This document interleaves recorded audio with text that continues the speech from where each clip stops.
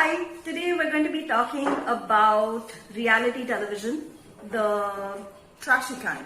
so we watch it, and There's no shame in it. I just didn't think this was something that was going to come out to the world, but was. So reality television. Why do we watch reality television? Because it's not reality, is it? It's not our reality. It's someone else's reality. So And I think a lot of it is also, I think they play off by sort of, sometimes just lighting a spark there and then Yes, let it of take over course, and of script course. it and stuff. Yeah. And we are part of humanity. We are but a microcosm of a macrocosm of humanity. So every characteristic trait that is exaggerated and exploding on the screen, I have some trace of it within me, and I can see the end of that spectrum if I let deep end. of the spectrum if I let that particular freaking me out, So it's kind of like that's the reason why I watch Dr. Phil.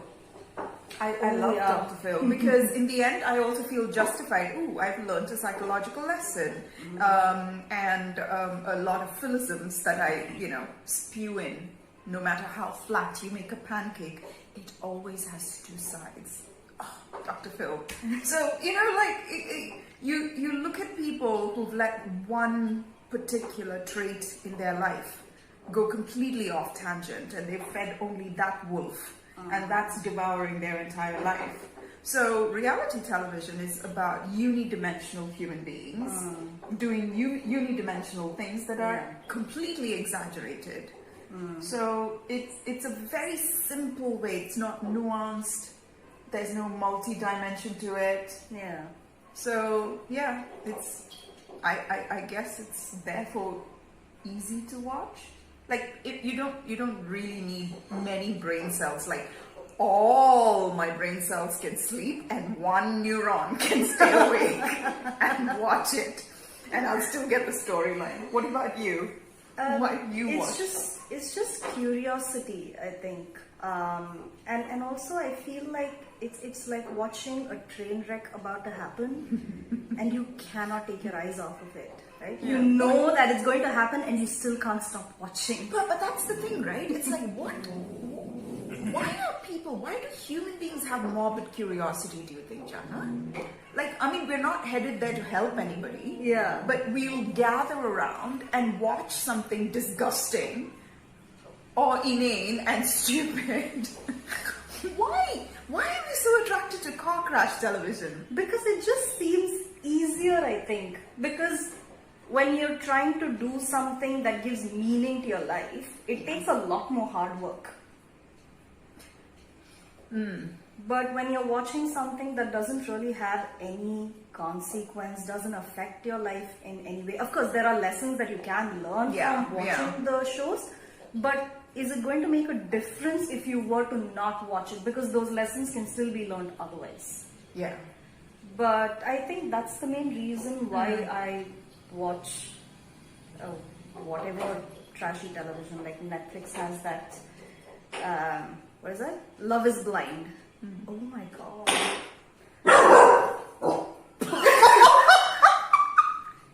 Chaplin doesn't approve. Love is Blind is the one in the pod. Yes, where they get married in the end. or they get engaged or something. Who's my boyfriend then? What's his name? I have to remember her boyfriend's name. Cameron, that scientist. Yeah. He's cute. He's very cute. Yeah, he's my boyfriend. He's married though. Very happily, I might add. For like 2 years now, but I fell in love with him on what's the name of the show? Love is Blind on Netflix. Yeah. So, firstly, I don't agree with the concept of Love is Blind because With the premise, it doesn't make any sense to me.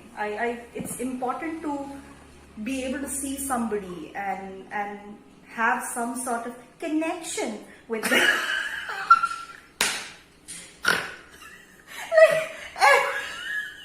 Every emotional connection. It's not just emotional connection, it's emotional connection.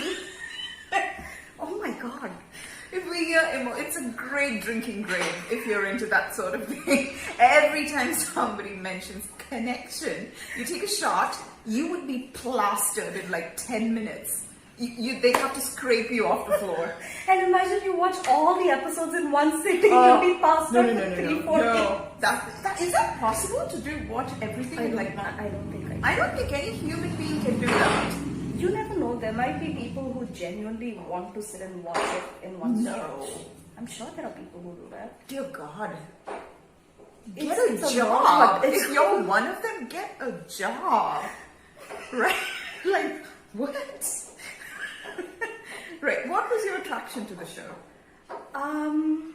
Like I said, train wreck waiting to happen.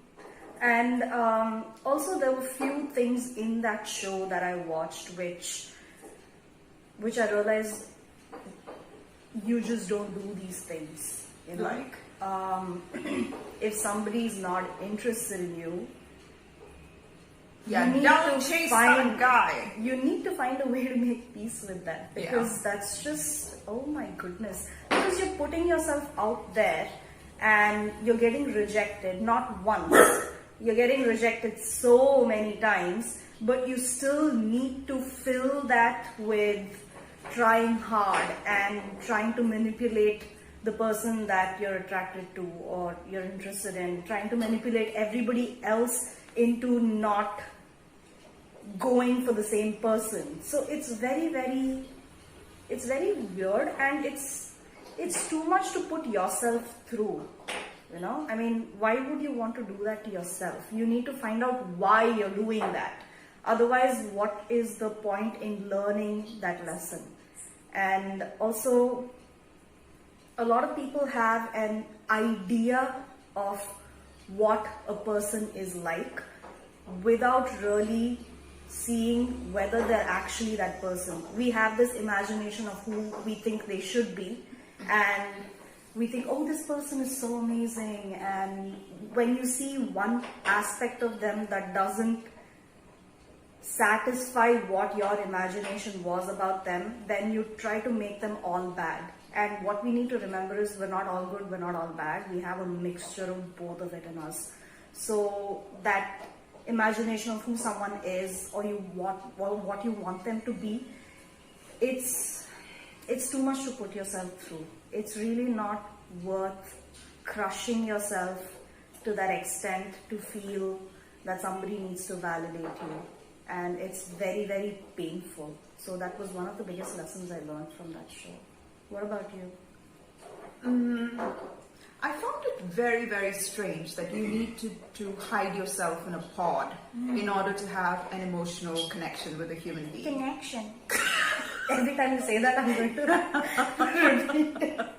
Emotional connection with another human being, right? So, why?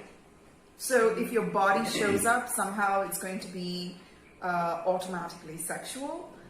And so you have to cut your body out of the equation, and only then your intellect and your emotions can shine through.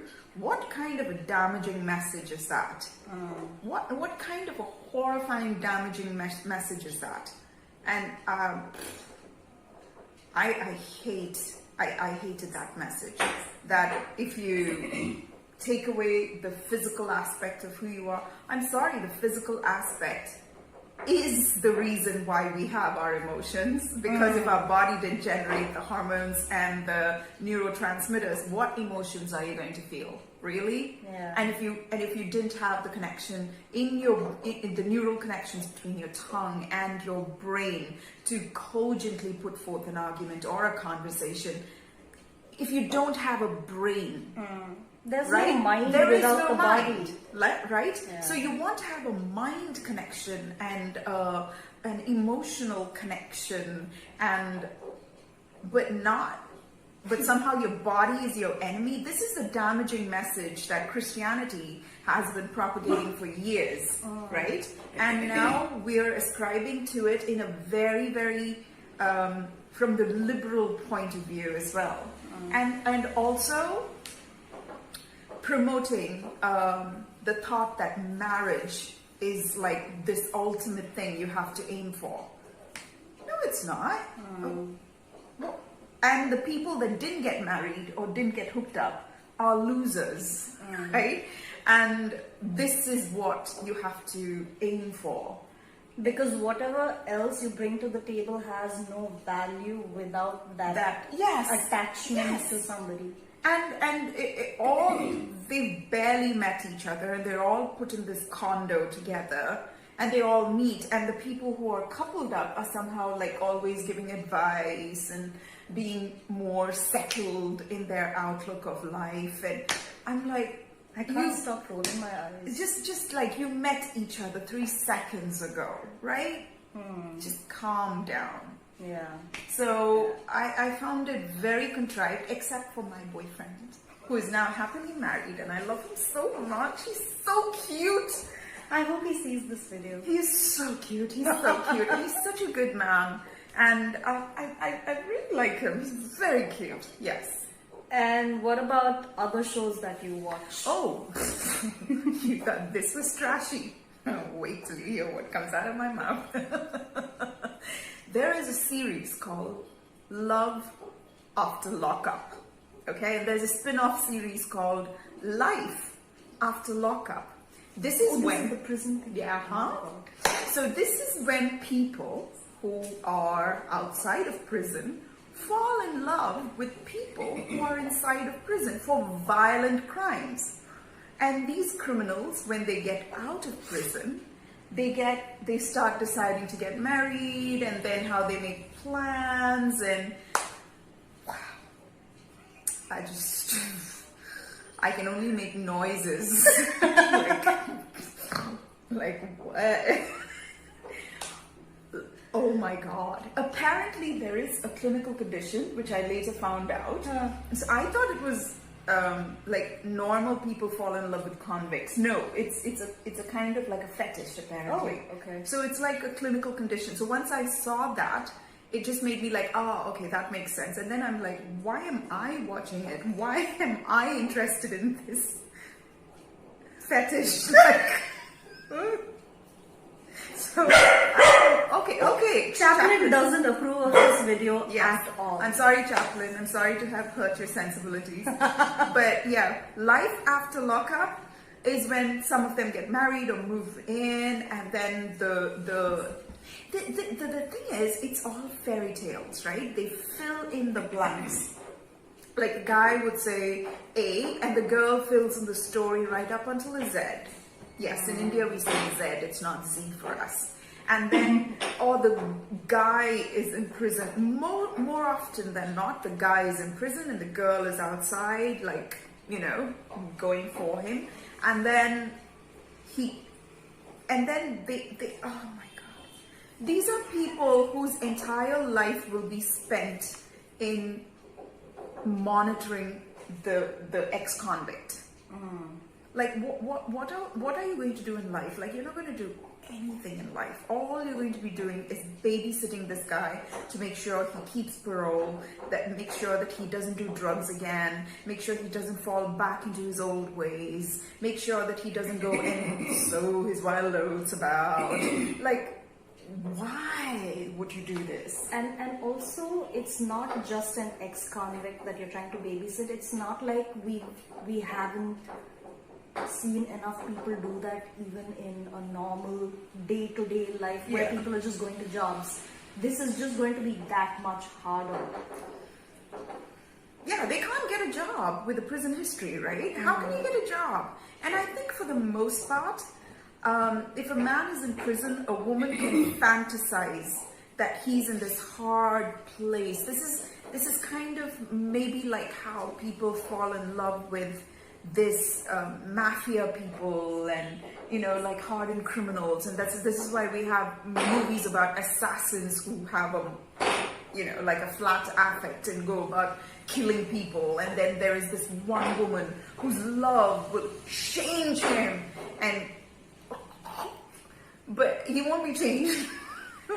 But it is a fascinating case study of these women. Like they fall in love, and it's almost like these women want to manipulate these men into thinking that they owe these women something, right? They owe them something for they fell in love with a convict.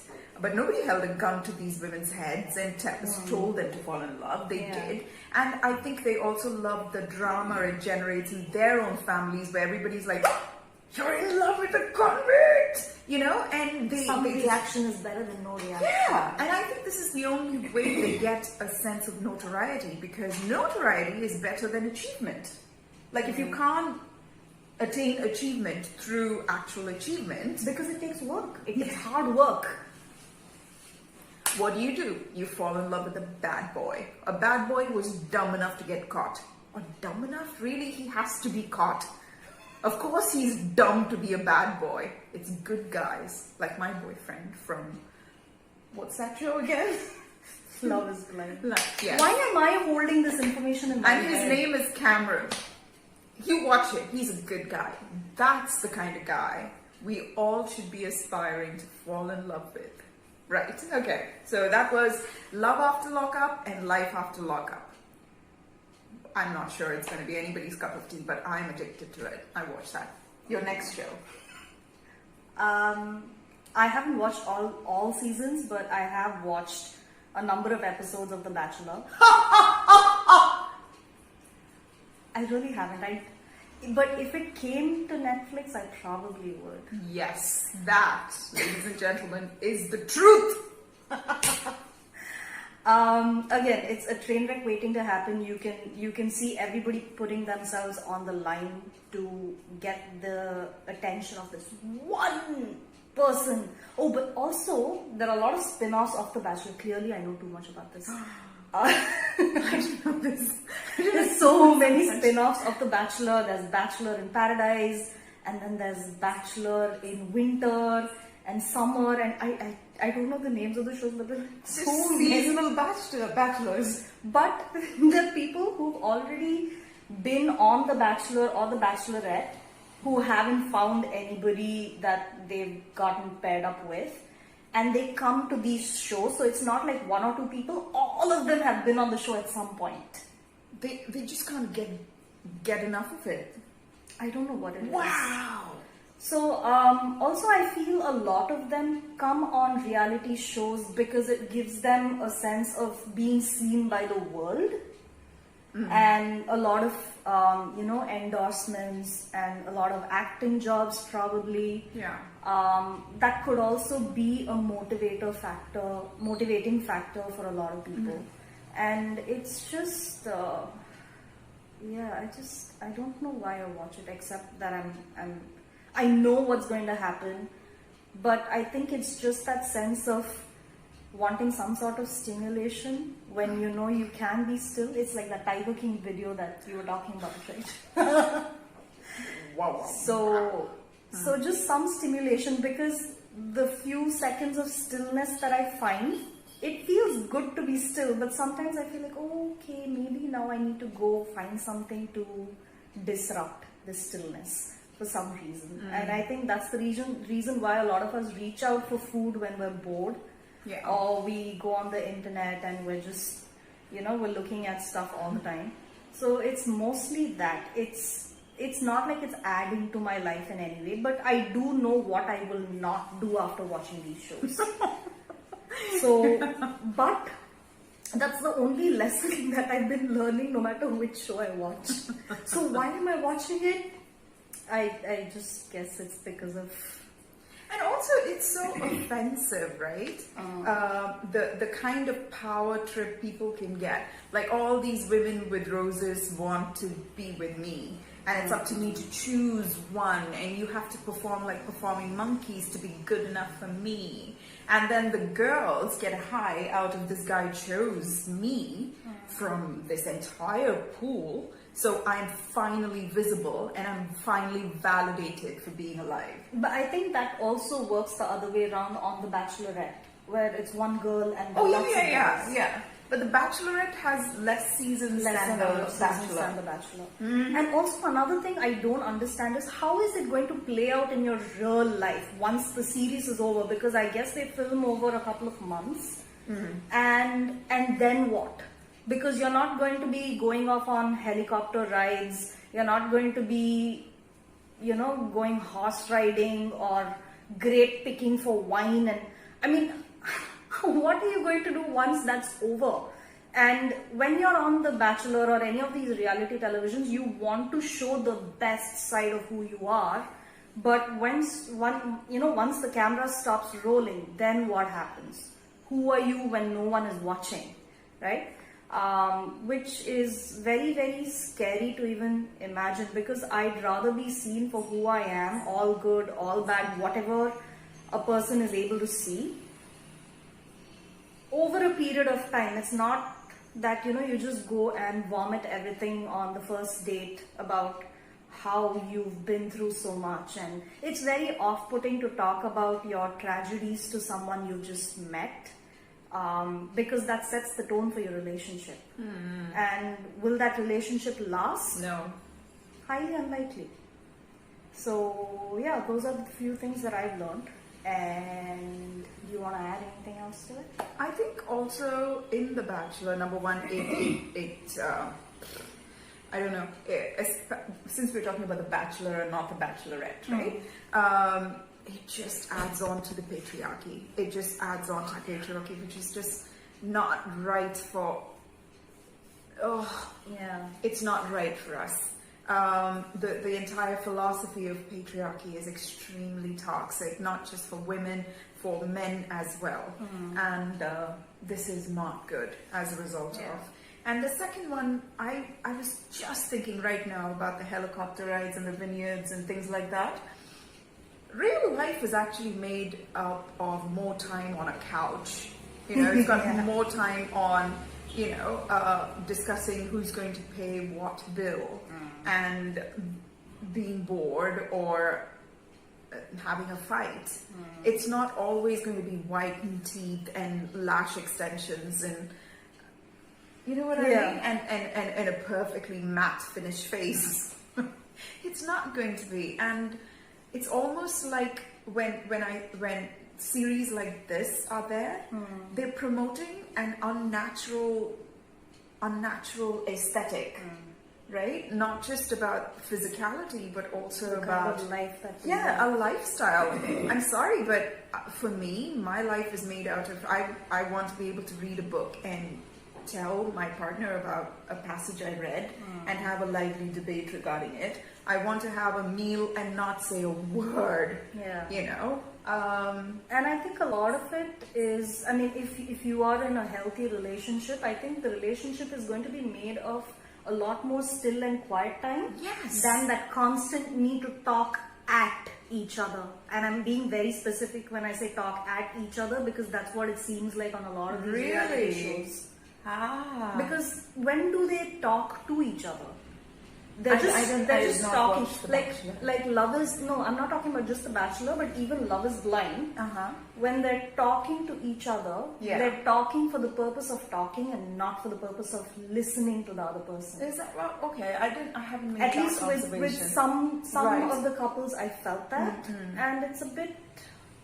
I don't know, I just felt it was a bit too much. I would find it extremely stress-inducing if I have to keep one-upping the romance mood setting of the place, or the keep myself groomed all the time, or that would just drive me around the bend.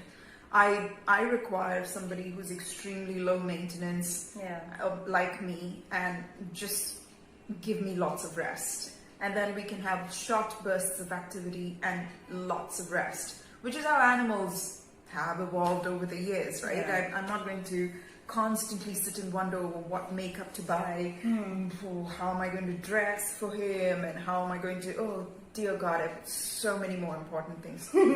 Really, So, it's my turn to suggest one now. Oh, okay. Right. Oh, we're doing 3 each. 90 Day Fiance, and so many spin-offs, right? 90 Day Fiance. The premise is people who are, okay, the premise is America, right? Americans are normal. They are the people, and they are the normal standard. Everybody else is, what? You're not American? Their identity starts with, you're not American? What? Like, this is an actual surprise for these people. So they fall in love with non-Americans, which could be anybody from England to Sweden to India to Indonesia, Philippines, Cambodia. Like, so these Americans fall in love with these people from another country. So then those foreigners come to America on something called a K1 visa, which means they have 90 days in which, and in order to get a K1 visa, the American needs to be financially solvent, should be able to take financial responsibility of the coming foreigner, show proof that this person and that the foreigner are both serious and in a committed relationship, which could include texts and photographs and videos, and the American should have visited the foreigner, and that's how, right? So they land on American shows, the promised land, the land of milk and honey. Everybody wants to be an American. Like, okay, so, and these Americans, by and large, what shall we say, are not top-notch human beings, right?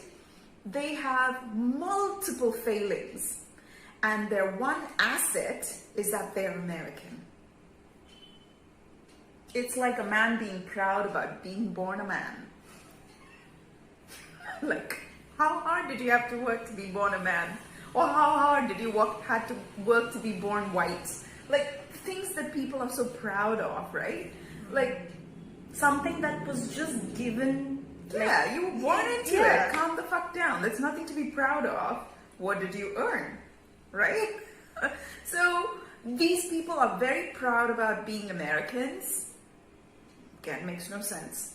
And then these people, and the 90 days that during that time, the Americans are usually testing these foreigners to see if they're good enough to marry the American. And this is the thing, right? Most of the time, the testing, oh God, it's very through hoops of fire. Right? And then there is another spin-off before the 90 days, and then 90 days the other way, and then there is a tell-all where people all sit together, and then there is How many spin-offs does this show have? Lots. If it's a particularly juicy train wreck, we have so many postmortems for it. So it is awful. It is like awful. It's so bad. Like, it's so bad. You know, these are people who truly believe that love has to be hard work. No. It's easy to accept love from somebody, and it's easy to love somebody. If you're going to make somebody... hard work, I think, applies only to you, not to the other person. No, they make it difficult for... I mean... No, what I meant was, when you say love is easy to give and receive, provided you've done that hard work on yourself. Yes, provided you have high self-esteem. These are people with extreme low self-esteem, and they require of somebody to completely leave their culture, their everything, and then they should come for them. And then, do they actually see the person for having made that sacrifice? No. You know, because it's an insatiable urge, because they don't love themselves. So the other person has to constantly jump through hoops to prove love. You know, advice to everyone watching this: the world is a loveless place, right? Be grateful for someone who loves you. and be grateful you have a chance to love someone. I love you, Jharna. Oh, I love you too. So, you know, love somebody. Make it easy. If we made a reality show, you can hear birds and crickets in the background. Yeah. So it's like, love yourself enough to understand that you are lovable. And then when somebody says they love you, you won't make it difficult for them so that they have to prove, they have to jump through hoops, jump over the barrier you erected to prove to you that they love you. And that's an assholey move. Yeah. And it's always these people with perceived advantages, like you're an American. Really, your advantage is something you were born into? That's your advantage? How about your advantage be something you worked hard for, you achieved, you know? So, I think I've run my course with 90 Day Fiancé. Genuinely, yeah. I've run my course. And I'm done. You can start watching The Bachelor then. Oh no. It's going to be on Netflix. I'm too much of a feminist to go for that one. Okay, watch The Bachelorette. Oh god, no. I actually like men, so I can't watch The Bachelorette either. Right. Okay, what's your third recommendation? I wish I weren't recommending this, but this is the only other show that I watched apart from the first two I mentioned. Too Hot to Handle on Netflix. You have another boyfriend there. He's so cute. He is really cute, and I don't know why he's cute. It's because he's British, and also he seems like an honest guy. Anyway, so the name is Too Hot to Handle, but the premise of the show is about finding emotional connection. So, just like how in Love is Blind, where they are not seeing the other person and they're mentally and emotionally connecting, this is the extreme opposite, where they're only looking for physical intimacy, but sort of arm twisted into finding emotional intimacy. And when they stare into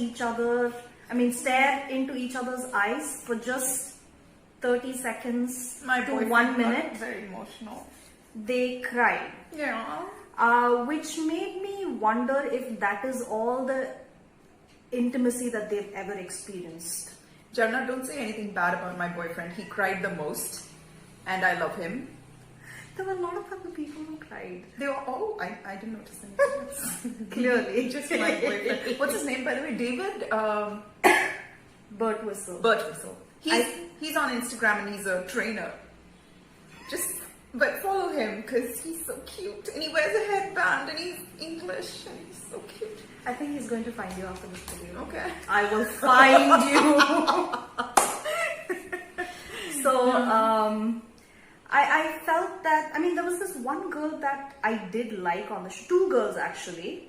One was this girl who didn't give a shit about anybody else. Oh, the blonde chick that got eliminated. Yeah. Because she spoke her mind and she said, I don't really care to make friends here and all that. So I think she was asked to leave. Yeah. And the other girl was, I think her name was Chloe, the girl from Essex. Yes.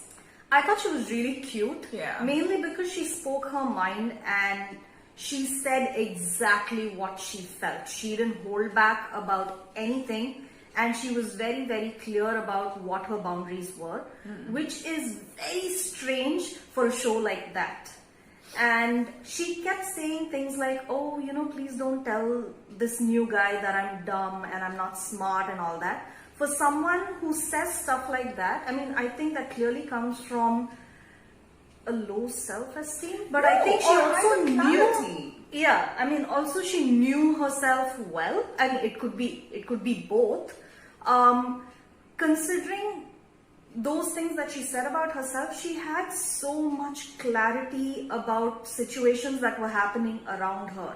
And I thought it was I felt so good when I would see her on screen because I felt it was very affirming to know that when you are just 20, you can still have that kind of wisdom.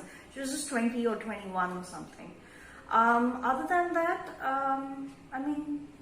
get to know people. What's the hurry? It's not like, Yeah, but I suppose with the reality shows, you have a very short timeline in which to make a mark and get people to notice you, because after this gets over, you become a celebrity and your Instagram accounts get verified and you start getting a lot of people who want to, collaborate with you and all of that.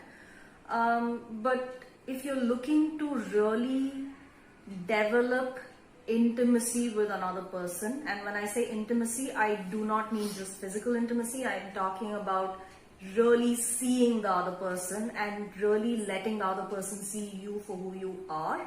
It takes time. It's not something that happens overnight. It could take years before you're actually able to remove those layers from the surface and see into who this other person is. And rushing into a relationship on a show like this, I don't know how viable it is. I really don't. What did you think about the show? I don't know. Like, I mean, I've never, even when I was their age, really almost prepubescent they look. I mean, except for their boob jobs. Dear God. Seriously, the boobs enter, and 3 seconds later, the really skinny person enters. Like, nature doesn't do this to any human being. Like, they don't have enough muscle strength to carry those boobs. But anyway, so, is that okay? No. Yeah. So, number one, these are very young people who've had a lot of plastic surgery, and that was very frightening for me. The second is the grooming. Like, I think the grooming should kind of enhance what you not naturally have. But this kind of grooming and plastic surgery takes away and takes you into some sort of a plastic look that was almost inhuman and almost like, and that is idealized. Like, everybody's sitting there contouring and you're going to spend the day on the beach. Why are you contouring? Like, you should look at us when we're on the beach. Yeah. We look so sweaty and dirty. Like, isn't that how people are supposed to be on a beach? So they're contouring and for hours. And then the next one, and the men have no hair on their body, like no armpit hair, no chest hair. You're like, oh, yuck. You know, you're probably smoother than I am, and that's very repulsive. Jack. You know, like, it's so bizarre. Is that the aesthetic? Is that what? And then all these men have like this 8-pack with the, the cut and the V and this and the that. Biscuits. It's called the biscuits. The biscuits or the 6. It's like, in my primitive mind, I keep thinking you either have to be an underwear model or you must be working, or you must be gay to want that aesthetic. I don't know any normal girl that actually goes for a guy in real life with a body like that. I don't know. It's something to look at. Don't get me wrong. There's no how I look at it. But if that guy were to be near me, I'll just pass out from holding my breath in the whole time. I think I would feel like I have to work out. It's way more than I'd like to. Yeah, it's. So I didn't, except for my boyfriend, David Birdwhistle. Please follow him on Instagram. Except for him, everybody else was like, and Kenzo, the accountant. I remember him because of the perfume. Oh, Kells. Kells. Oh yeah, how he kept keeping counting a track the money. of. Yes, I thought that was really, really cute. He, like, we were talking even when we were watching the show, right? The ones that had clear goals ended up not coupling up with anybody else. My boyfriend and Kenzo, they didn't get Kells. Sorry. She doesn't remember any of the names. Sorry. Yes. You know what? Before we make videos, I think in future I'm just going to write the names down so I don't come across like a total spaz. Right. So those two guys were the ones with clear goals, right? And even that other girl who wouldn't take shit, Chloe. She wouldn't take shit from anybody. I remember this one guy really mistreated her and she gave it to him royally. and he just decided to not. I mean, she confronted him, He and was he so didn't show horrible up. to her. He was so horrible And to her. and I thought it was so cute when she said women empowerment. She was adorable. Even if you have a slightly increased standard, this is what the take-home point was. If you have a tiny little bit of higher standard, the dating pool becomes that bit narrower. Yeah. And if you have a slightly bigger standard, it's even narrower. So the harder you work on yourself and on your achievements and on your goals, Yeah. you should be okay with what you're working for and your achievements fulfilling you. You may be single for the rest of your life, and in which case you have to ask yourself the question, you have to ask yourself the question, am I working for the right thing? Am I working for something in order to attract a person from the opposite gender, or am I working hard at something that is truly fulfilling me? So, because if you're truly fulfilled in that which you're genuinely putting all your energy into, chances are, and if you're becoming an expert in your field, setting goals, reaching your goals, setting personal goals, working on yourself, chances are you could be single. You could land up being single for the rest of your life. And it's but not such a bad thing. it's not. If you have passions, if you're able to find meaning in your life. yes, it's really not such a bad thing. Which was so glaringly demonstrated, right? Yeah.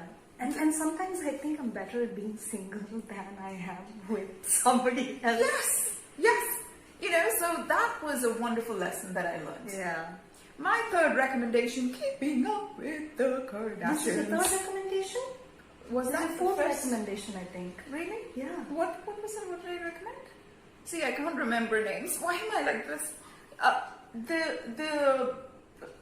Love Jail. is Blind. Jail. 90 Day Fiancé. Oh, okay, right. We started with Love is Blind. Sorry. Right. Keeping Up with the Kardashians, the OGs of reality television.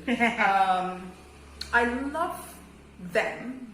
In the beginning, I watched them with so much of hatred because I felt they were unfairly blessed, right? Because they don't have talent, they don't do this, they don't do that. So they're not supposed to have all the things that I have. How dare you? But now I've learned that I love them. They're on Netflix, just 2 seasons, but you know, what I love about the Kardashians is that, you know, like Kim became famous for the reason, and that's fine, you know. She's not going to go around apologizing for the rest of her life, and therein lies a great and expansive vision for all of us. Let not one step back of failure, you know, completely cripple you from the rest of your dreams and your destiny. Why should you? It doesn't make any sense. I don't think any of us are going to make a mistake that's going to be so global and so visible and so ridicule inspiring. Yeah. Compared to them, we can be so much, you know, more forgiving. The reason I used to hate them in the beginning was and yet was so attracted to their series was because I had not forgiven myself for so many things. And here was this person who had done this supposedly immoral, horrible thing, and she has the guts to wake up, glam up in the morning, and go out and court paparazzi and date famous people and make money. How dare you? You should Monica Lewinsky your life. You know, that's how I felt. And the more I see her, she's truly inspired me. Kim Kardashian I think she's amazing.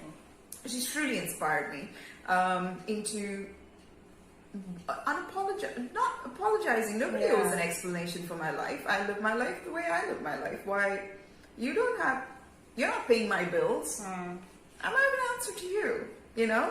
And I love that. To me, it's a very, very empowering series.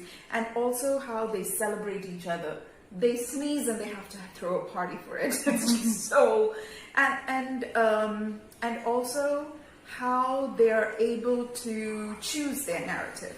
None of their show is so curated. It's not reality at all. but they're able to put a fairy tale spin to it.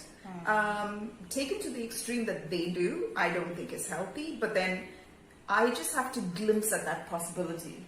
Every time I narrated the story of my life, it was always so gritty, so horrible. Oh, it was so horrible. It was so painful. But watching Keeping Up with the Kardashians teaches me that I can gloss over some things. Some pain, I can just say, oh, I went through a lot of pain, and be okay with it. I don't have to go into greater detail to make the other person feel the pain I've felt through, which is what I used to. I think all of us do that when we haven't made peace with what happened. Oh yeah. So those are my 3 recommendations. All right. So I hope you guys enjoyed this. I don't know if you possibly have any questions, but if you have any other shows that you'd like us to watch, let us know. And we just might. So we will see you soon and have a great week. Bye-bye. Bye-bye.